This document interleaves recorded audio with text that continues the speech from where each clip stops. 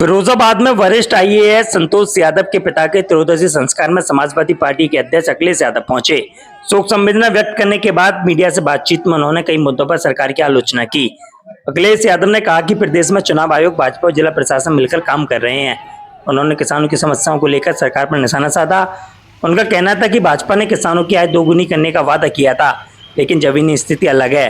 किसानों को अपनी लागत की कीमत भी नहीं मिल रही है।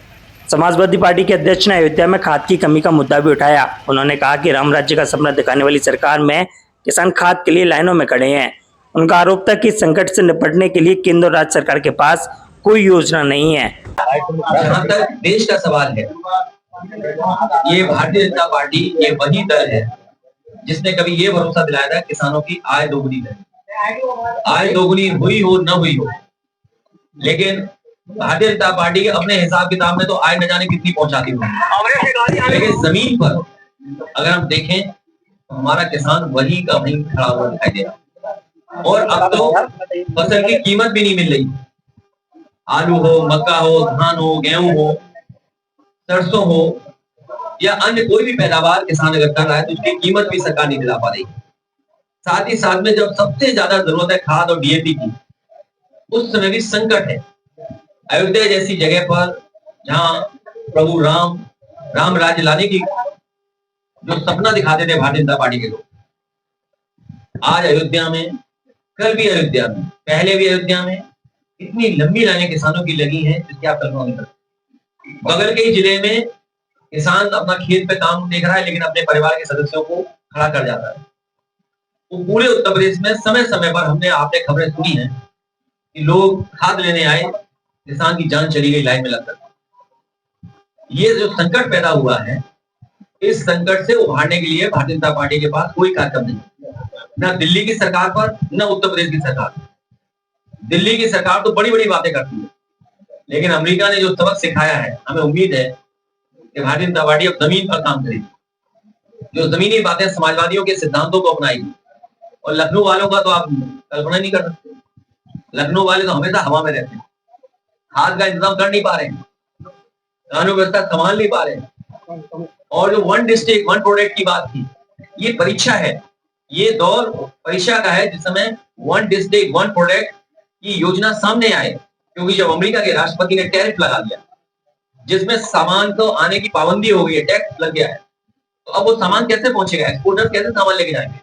मुरादाबाद का हजारों करोड़ का कारोबार बर्बाद होने जा रहा है। मुझे तो ये भी जानकारी दी है लोगों ने कि मुरादाबाद, अलीगढ़ से कारोबार मुरादाबाद का भी जुड़ा है। अगर मुरादाबाद का कारोबार खत्म होता है, अलीगढ़ का कारोबार खत्म होता है, तो सीधा सीधा संकट मुरादाबाद पर दिया है।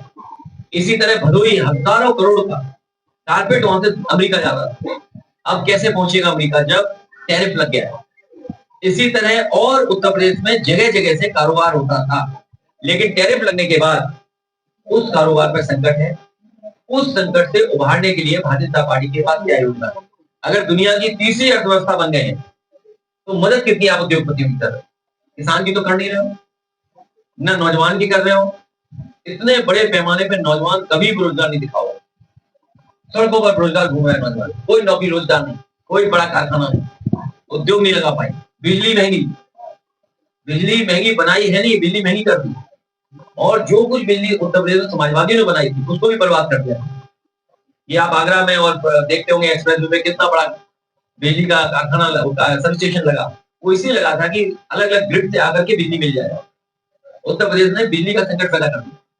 इसलिए क्या बोले इनके बारे में? ये डुबाने वाले लोग हैं। धर्म की लड़ाई हमेशा चलती रही, धर्म और अधर्म, न्याय अन्याय का हमेशा एक तरह से संघर्ष चलता रहा। हम तो इतना जानते हैं कि भगवान श्री कृष्ण जब इस धरती को छोड़े, उसी दिन से कलयुग है। तो धर्म का लड़ाई तो हमेशा चलती है। तो इसमें कृष्ण और कार्तिक कौन बनेगा? आपने क्या कृष्ण होगा? अब इतना धर्म हमने नहीं पढ़ा। हम लोग राजनीति करने वाले लोग हैं, वो हिसाब किताब हम लोग बैठ के कर लेंगे। क्या सर अंदेशा है 2027 में रिपोर्ट पूरी होगी? हम लोगों की तैयारी है और आप लोगों के माध्यम से भी हम लोग जागरूक करेंगे जनता कि कहीं भी वोट चोरी ना हो पाए।